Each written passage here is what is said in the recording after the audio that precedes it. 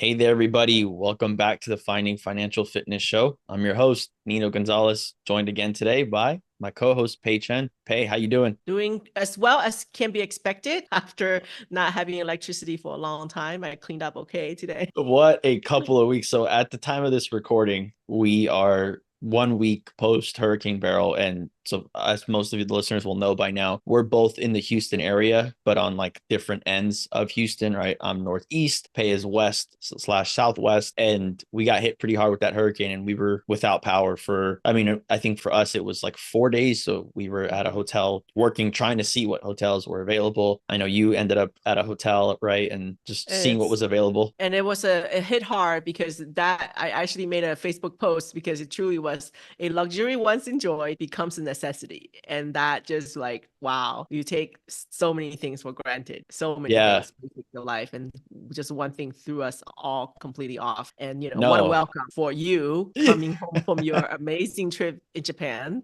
Yeah. right? And then this is what you got. It was crazy. I remember because we got back on like I think it was like a Thursday and getting adjusted to the time zone and stuff. So by like Sunday, so like a couple days after we got back, it was fully back to our like normal routine. And then the next day, which was Monday morning, we didn't have power, and it was like, all right, well now what? And you're right. I mean, you're thinking about it makes you realize, yes, a luxury once enjoyed, but it just kind of has you like reevaluating, like, okay, there's been times Houston, especially my area, is notorious for having like power outages for an hour or 5 hours or maybe a day. But this is the longest that I had to go in a while with just without AC, without power. And you realize that like hotels weren't available. We ended up driving about an hour and a half out east to find a hotel. And obviously we had the dogs with us. And ultimately it was a blessing that we had the financial capability to just grab a backpack, grab food, and let's just go get a hotel. And I wasn't even, it was funny because we got to the hotel, or I was calling the hotel as we were going there. And I'm thinking, oh my goodness, I forgot my Hilton co-branded credit card. I need to go back to get my points. Like that was going on in my mind. And all obviously the most important thing is just get to power, like because it was heat wave was going to come in, like get to safety basically, right? And Yeah. but that was still going on in my mind. And it's funny because afterwards, like reflecting back, I'm thinking, man, I can't believe that was my thought that was going on. Like I forgot my Mhm. credit card to get the points to go take a trip. Like I need to worry about here and the now. And yeah, Talk just about priorities, huh? right. I'm like, I need to get my points. But yeah, just going from a big trip, a foreign trip, and seeing as we talked about in the previous episode, as I mentioned, different lifestyle of the Japanese culture, and I was just enamored by it. I really did just love my trip. And then coming back and then seeing this and seeing the negativity, the hostility, how everybody was mad at Centerpoint and how everyone blamed greed and blaming this, pointing fingers. And then we get power back, and then 2 days later, the former president and the number one candidate for the Republican Party has an assassination attempt on him. And you're just, Right. I mean, these things are, this world is crazy, right? It's just ever Mhm. evolving, but it's a crazy, crazy times we're living in. And it really, like, you have to reflect and kind of look in of, all right, why am I doing what I'm doing? Right. Right. So that guiding light that's there for you, did it waver? Did it shift? Like did it change colors?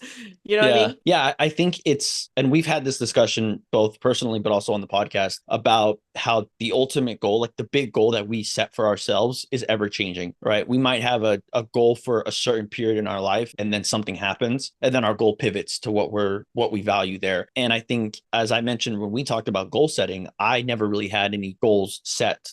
I was just kind of winging it and saying, I'm going to figure it out and I'll set my goal when I get there. And then you realize you get to a point where you never thought you would be. And then you realize, okay, well, what is it that I truly want? And yeah, I think just a combination of just the last 4 weeks of traveling to different country, seeing what happened with power outage, with the hurricane, it makes you, and for me personally, it made me just realize, well, what's really important, right? At the end of the day, money is a means to help you enjoy life, have a better quality of life, but it's also a safety blanket. And that's something that I noticed being able to spend however much it was a night on a hotel. Like some people didn't have that luxury. One, because they had to go to work, right? That maybe they weren't able to leave because of work. Maybe they didn't have the money or the ability to drive 2, 3, 4 hours to go find a hotel. Luckily, my family we had everything capable in it. There was a time in the hotel room where I was sitting there and reflecting, thinking, I'm grateful that we have this and have this ability. But the investing and the learning about that gave me that capability. And so it makes you realize, okay, as I mentioned earlier about the credit card, okay, well, the points points, that's all secondary. But if you kind of lose sight of that, and when you're just in the trenches every single day and you're thinking about how am I going to make money, and you're trying to, it's maximizing versus satisfying. And I've talked about this on the podcast before, but oftentimes people like myself, and I think like you as well, whenever we get into something, whether it's money, whatever hobby it is, we want to maximize and we want to get everything out of that, the item we're doing, right? If we can, like you always talk about getting 3 uses of the dollar. Well, I want to get 4. Well, I want to get 5. And that's great. And that's a great philosophy to have. But if that's all your brain is ever thinking about, it's never going to be enough, because there's always going to be one more way you could squeeze out another use of the dollar. And I think being able to take a step back and say, okay, when is enough for me? All right, I'm good with getting 3 uses of the dollar. I know I can get 5, but I'm good with 3. And these are enough because, again, going back to the bigger goal, I'm able to have what I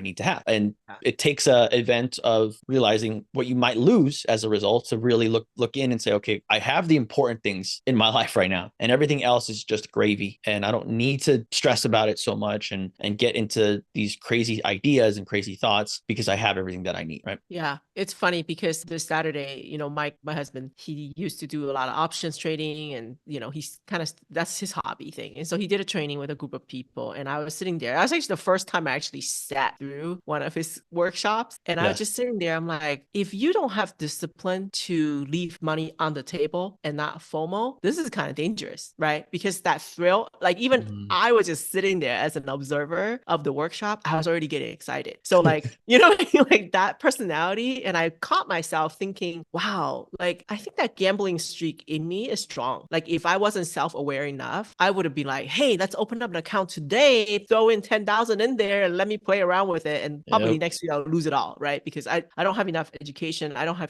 even have a goal of what I'm trying to achieve. My instinct, now that I'm reflecting on like my personal reaction to that information was like, I get excited over something and then I'm all in. I don't even check. That's the tendency of me, right? I don't even check to see if there's water in the pool, and I'm ready. I'm already in my swimsuit. I'm ready to jump. So that's just a dangerous personality trait that I have over the years kind of learned. And through the community that we're part of, we're seeing how that's kind of like there's like a running theme, right? Like the underlying theme of these type of personalities that get together and we get excited over something. You feed the fire. Yeah. And we kind of, egg each other on, right? Like, hey, you're doing $5,000 in this, I'm going to do 10, and then the next person like, I can do 20, right? So you just that competition streak, and it's friendly competition. It's not like I'm trying to and we be motivate each other. else. Well, and I think that something, so there was a podcast that I listened to about the impact of luck and the impact of kind of external factors. Of the podcast was more on like a meta level about things being like out of our control, and how one move that we do can trigger a full cascade of a completely different life, and we don't even think about it. And in this podcast, this gentleman was telling a story about this woman who back in the 1800s had 4 children back to back to back, so 4 years in a row. And by the end of the 4th kid, she was just going crazy because she had 4 kids under 4 years old. She's having to watch all of them. And the husband ended up coming home one day and found out that the wife had killed all 4 babies and then herself. So a murder suicide. And because she just couldn't take the stress anymore. And then that man then eventually remarried, had another set of kids. And then that cascade ended up leading to this guest that was on the podcast.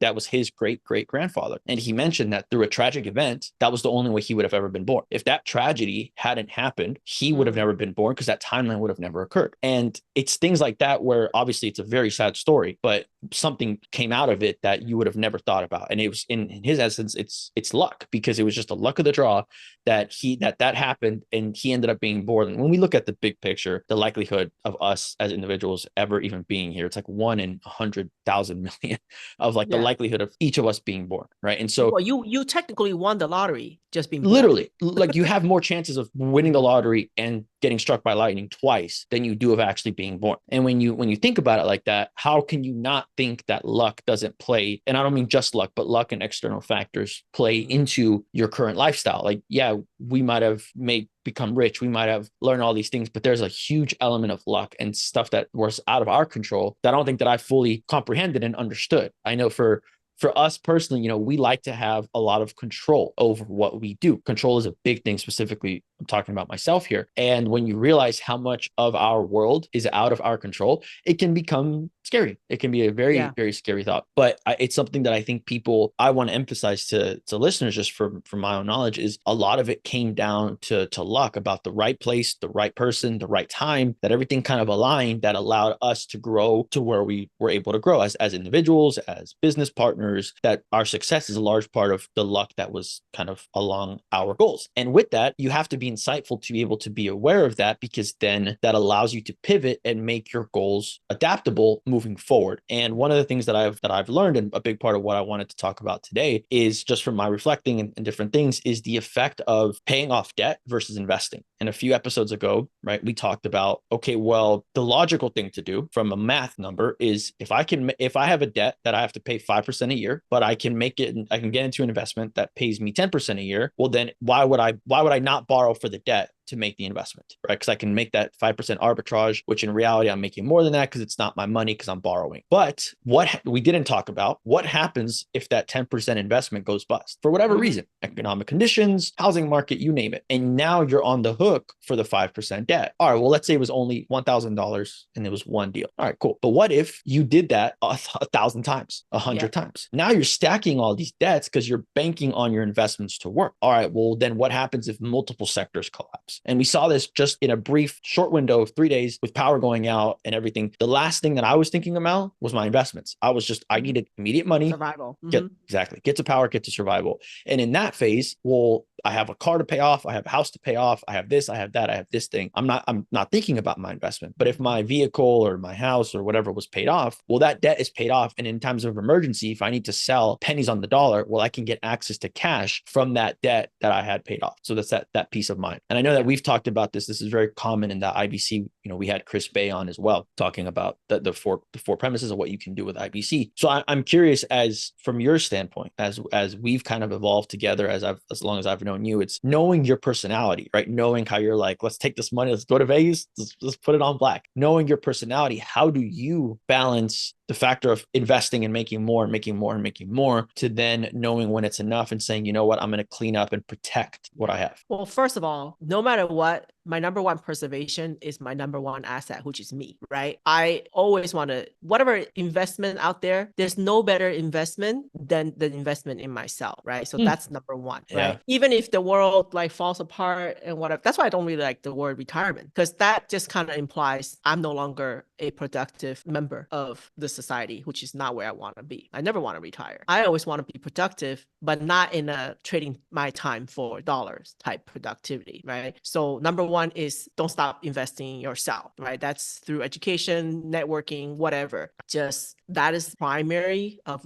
the basis of what I always focus on. Then the next layer is, right, okay, you have to have that debate of how much secure things do you want to acquire? I want to use the word acquire, right? Because through your active income, then you move into the next step, which is, I want to acquire some assets that pays me on a consistent basis, right? And that's typically real estate. That's typically some safer vehicles out there, right? Then the next step is then to do more of the riskier things, because once I have my base secured and I'm comfortable carrying some debt. Right now, I'm in a pretty high debt environment personally, right? Because I bought a new house and blah, blah, blah. So that pressure, I feel it. When I start feel uncomfortable in that sense, then like I'm starting to think like, oh, you know what? I think it's time for me to pull back from some of the riskier stuff and replenish my base. I think I mentioned I'm not a great reader,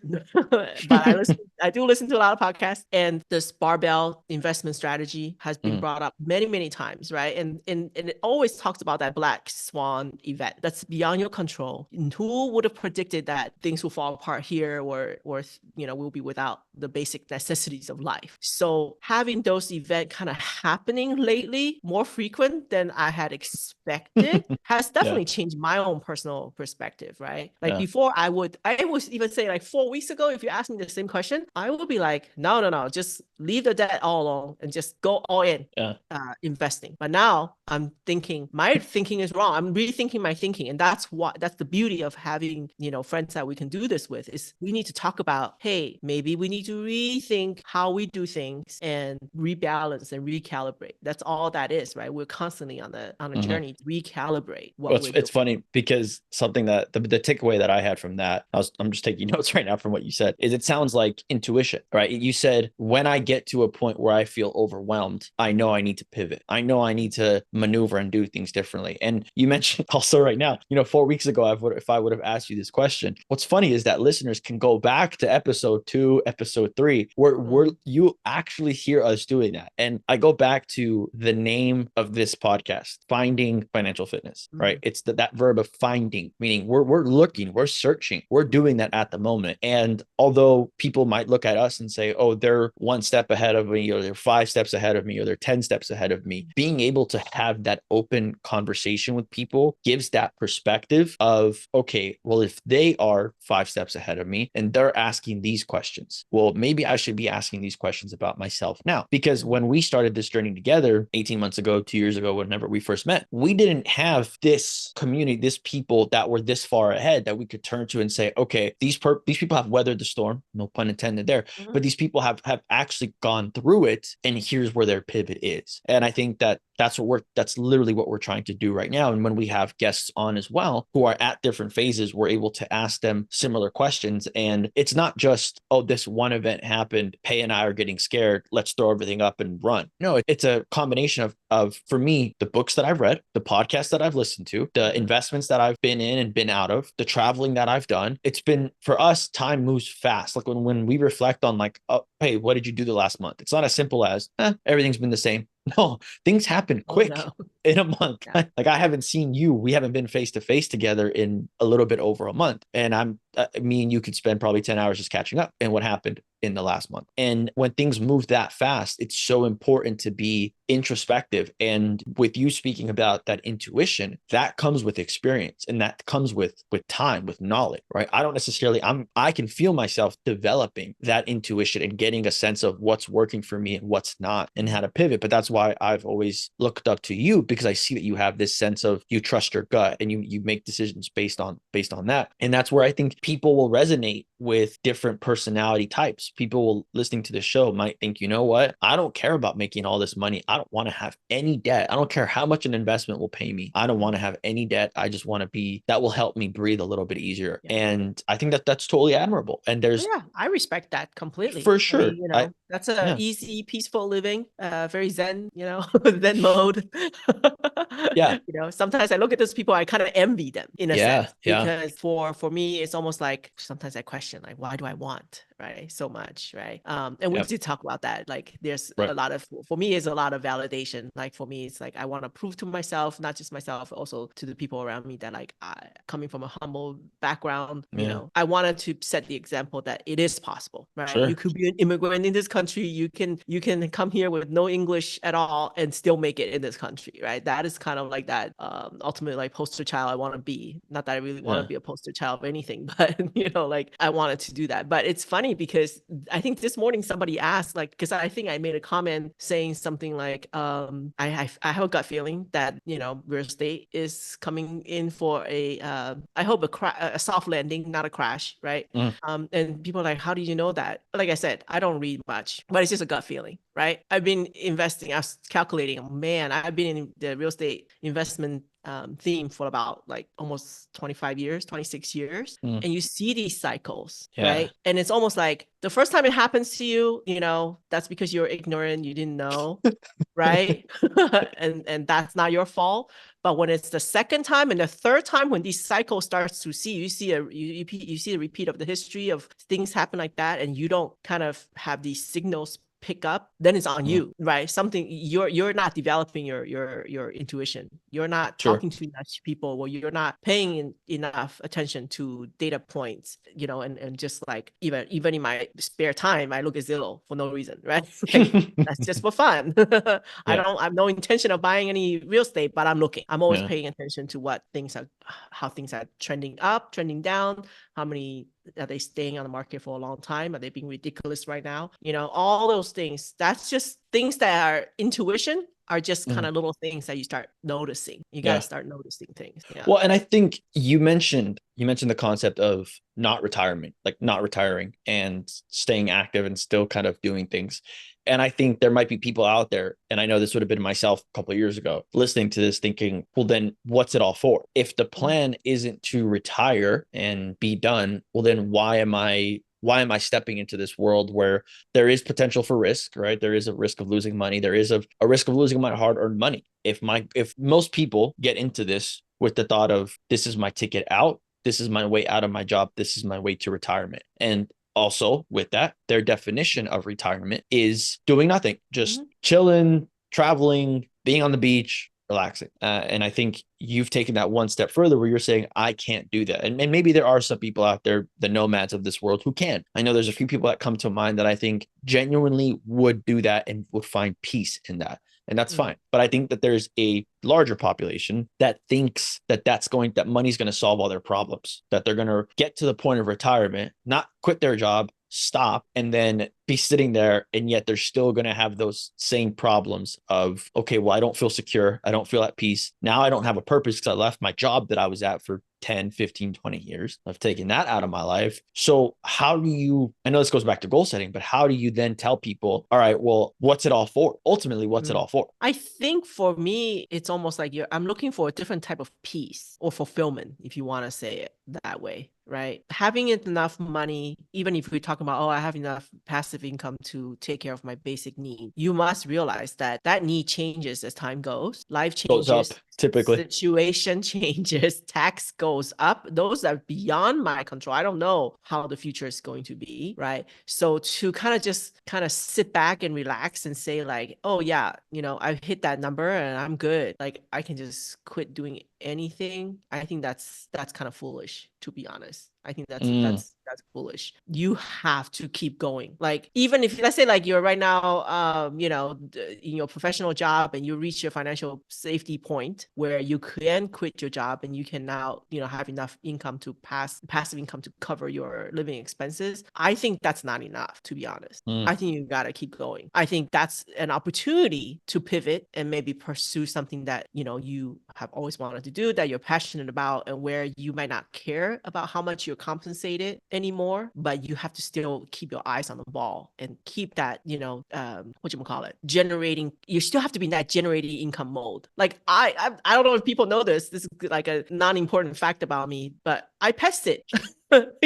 Like not because I make a ton of money, right? I do it mostly because I get some tax write-off, right? For having a business and a home-based business. I enjoy it. I genuinely love animals. And this is my opportunity to keep my finger on the opportunity. This is my opportunity to still like have some like contribution to the world, right? To continue to earn income. Even if it's a small amount, I know if worst come to worst, right? If something happens with Mike and whatever, our income fails, I can go back to pet sitting full time.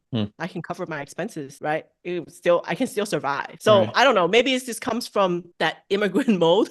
You're always still like, hey, I still have to have some basic skills necessary that I can recover if a disaster happens. Yeah, it's funny because there's similarities to the scarcity mindset where you feel like it's never going to be enough and you still need to rely on your skills to get you through the rest of your life. And I think that's a fine line, that you don't want to get to the point where you're scared always that you're going to lose things, that things are going to go away, but you also don't want to be too abundance mindset where you're thinking, oh, whatever, like I don't have to worry about it, I don't have to keep refining my skills, like I'm good, I have enough, and I can just kick my feet up and I'm done. Again, I want to reiterate that will work for some people, but I don't think that that's the solution that most people are looking for. And it's unfortunate, but it's something to know. That's something that I wish I had known earlier on. And I think that as you go on your journey of finding financial fitness and what that means to you. Part of the journey of finding financial fitness is identifying financial fitness, right? We're talking on the financial side right now, but it's the same thing on your fitness goals. It's you get to a point where most people think if I lose the 20 pounds, if I have a six pack, then I will become happier because I'll be more confident in the way I look. And while that does last, and that is true, it only lasts for so long because then you're trying to find that next goal. You want to get bigger, you want to get leaner, you want to get faster. So on the reverse, you hit that goal, you lose your 20 pounds, and then you're like, yay, let's go back to eating pizza and ice cream. Right. That's typically more common. Correct. And so that's where it's identifying. Part of that is goal setting and what it means for you as an individual to be financially fit. What does it mean to be financially fit? And understanding that those goals will change and you have to continue to reevaluate those goals. You can have one goal.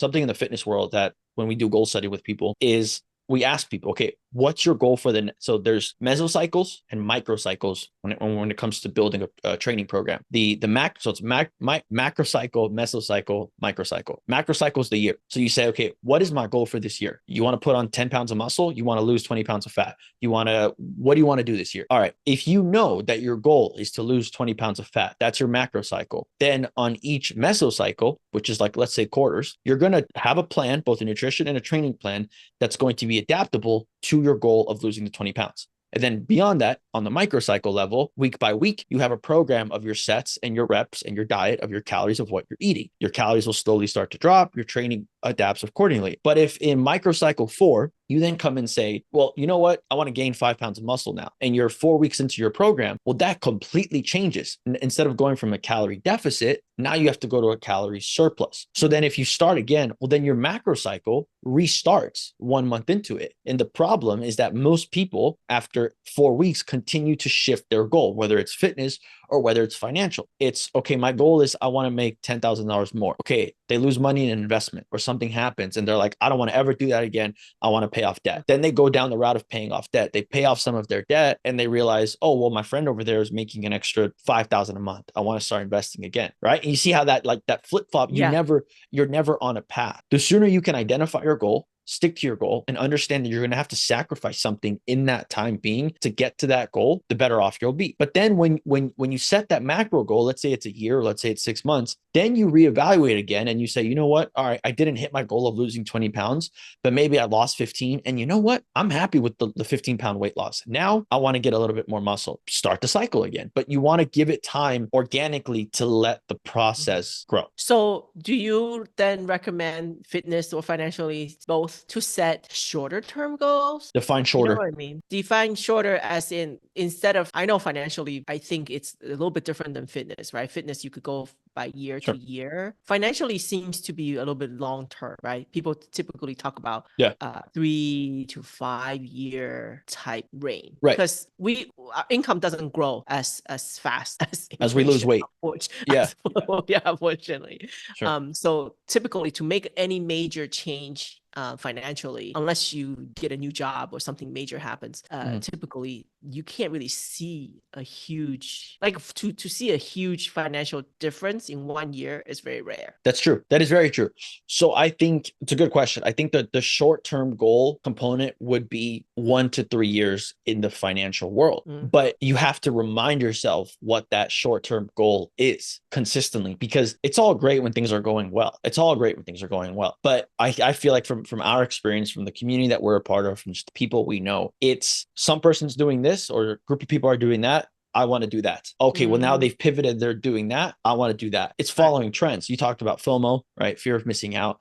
And if you are able to waver left and right between what is popular in your own group, right? We talked about you're some of the 5 people you hang out with the most. If those 5 people are, if 3 of them are here and 2 of them are here, then they flip sides. Now you are never on a stable path. I think understanding that a lot of times people will say, oh my God, I haven't made any progress in my financial journey. And they're 3 months in and they've actually made progress. They're making 10% more a month or 1% more or 2% more a month than they were 3 months ago. But they see the person over there who's doing double what they're doing. And if you can, that's where I think tunnel vision is very helpful. If you can have that vision and stick to it, it's hard on a day-to-day basis because you might question yourself and you see things are happening around you, but you have that ultimate goal. You have that ultimate vision. It's about sticking to that and being able to pivot, knowing that there's external factors at play, be it luck, be it whatever you want to call it, sticking to your goals and sticking to what you're trying to do then allows you to stay in that mode and stay in that moment. And no matter what's happening around you,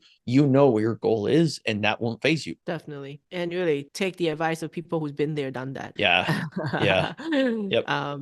Most, it's like Warren Buffett says, right? What's the number one goal of investing? Don't lose your principal, or don't lose your money. Don't lose Number money. two, Yeah. right? So as much as we see a lot of the shiny objects and stuff thrown Yeah. at us, it's easy to lose sight of that. Yeah. Right. And when we start, same thing, right? Even when in the fitness world, right? All the fad diets, like, hey, if I can just take this, little shot and lose 10 pounds, that's the fad right now, right? Like, Yeah. even I'm like tempted. I went to my doctor and be like, hey, I heard about this shot that I can take and lose weight. What do you think? I'm telling you, Ozempic's all on the rise right now. That's those GLP-1s. I get it. And I fully understand. And I understand it in both sides, like the fitness and the financial world. I get it, wanting to have that. But just think about it like this. If you're starting something and you're in an investment that, let's just say the investment is extremely liquid and you can take your money out every 3 to 6 months, and you start that and it's paying you 10% a year, and then an investment comes around 3 months into your investment that's paying 12% a year, so 20% more, and you say, well, that's paying more, it's similar, so I'm going to take my money out and put it there. All right, it's paying 12% more, and you keep doing that, and then the next one's 14%. Maybe the next one's only 13%. You're never seeing the maturation of a deal. And that's one. Two, you're pressured because time. You're thinking, okay, well, if I do that sooner, then I can make more money sooner. That will help me get to my goal of me retiring my wife, being able to travel here, being able to travel there. So you get this sense of urgency. And when in reality, what if you keep elevating, and by the time you get to the 16% return, that investment crashes, but your 10% return is still kicking around? Well, the longevity of that money, you would have actually made more money on the 10% return than on the 16% return, because you were just chasing those returns. And again, I'm saying this from experience. Right? I'm not just saying this in a hypothetical world. I'm actually talking about this from experience. And it's about having that vision of what you're wanting to do. And I know I'll never forget when I went to your old house, one of the first times, and seeing that big board that you had of your goals, of your money, the way that money's moving. And now I currently have that on a smaller board, but it helps me every single day. When I get into my office, I see something that reminds me, all right, this is what I'm doing. Or if I have doubts, or if I'm in my own head, I just turn my chair over to the left and I see my board there, and I'm like, okay, reminder, like a vision board, right? Yeah, it's almost like a focus wall, like that I have, and which actually my whiteboard is sitting in a storage, a space right now, because we're still setting everything up. That's why you're having self-doubts. That's why. I miss it, because I'm like, I used to have kind of like I used to be able to just kind of ignore the noise better, but now that it's no longer in front of me, I'm kind of getting like pulled different directions, and I noticed that too. Like before, it was just like, hey, I have my plan, I have my goals set, and I'm focused on accomplishing this. I really don't care what Nino is doing. I mean, I care about you as a friend, but I don't care how, like how far you're ahead of me or whatever. That's not important, right? Because I'm measuring my own growth and my own accomplishment against myself. I'm who I'm competing against. I'm not competing against anybody else, and I think that's super important. Like, it's not about, right, that sense of community that we're trying to build, is that we're not trying to compete against each other. I'm using my conversations with you, or my understanding of how you do things, to set goals for myself, because I'm in competition with myself, not with you, not with somebody else, right? So when we're talking about like that scarcity mindset or whatever, I don't really feel that by competing with, when you compete with each other, that's when you have that like scarcity mindset, because it's never going to be enough. Because there's always going to be someone better than you. Exactly. Always. Right. Always. Like, I'm not even going to try to attempt to compete with, Elon Musk, right? Like, maybe not in this lifetime, right? Maybe next lifetime there's a chance. But when two little caterpillars competing together, you and Musk. Right. Like, at least if I use myself as a measurement, even if I don't even if I don't reach my ultimate goal or whatever, the lofty goal that I set for myself, by competing against myself, I win no matter what, because I'm making progress. It's just that I'm making progress. And ultimately, if that's making you happy, that's what matters. If you're progressing but you're progressing in the wrong direction, that's technically still progress, right? Like if you're progressing in the wrong direction, you're still progressing. So But that's making lessons, though. That's yeah, lessons. that's true. No, I'm no, more of a cup half full type that's type fair. of personality.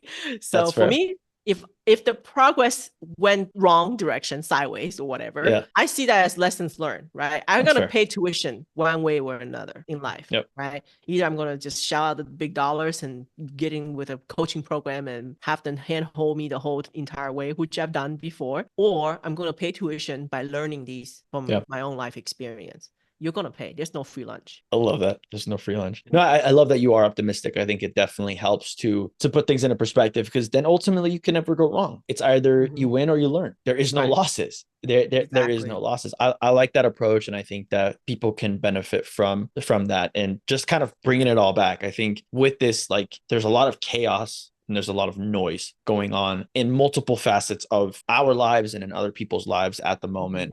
And I think from people that we've, even the dog's life, I think from people we've talked to, there's a sense of uncertainty. There's a sense of doubt in what people are doing, in questioning almost themselves if what they're doing is correct. And being able to understand your why between, okay, my goal is to make X amount of money because that's going to allow me to live the lifestyle that I want. And maybe part of that lifestyle is using that money to pay off debt, which will help me have some more peace of mind. I think that that's very important. But then also understanding that as you keep making more and more and more money, understanding what the definition for you of retirement is. Understanding, okay, what does it mean to actually retire, right? We talked today about maybe not wanting to retire and still keeping your brain sharp and your brain agile and being able to learn different things. I think just such a huge part of that is identifying what your goals are early on, being able to know what retirement looks like for you, what it is you're trying to do, and setting those goals early on will help give that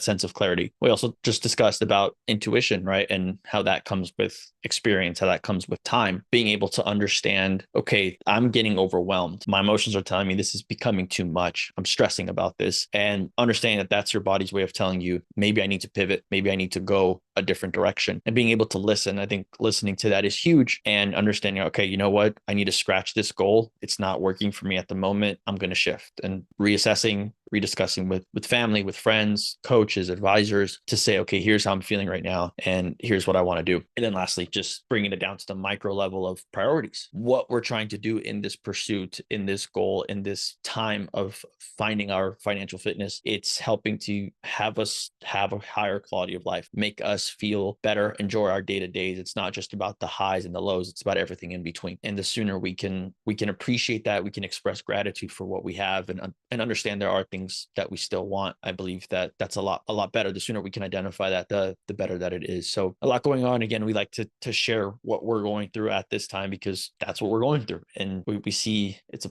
product of what we're around, the people we're around. I think it's super powerful, and we hope you guys are enjoying listening, and we definitely want to get feedback, see what you guys want us to address a little bit more. So once again, everybody, thank you for tuning in to today's show. We look forward to speaking to you next time. Take care.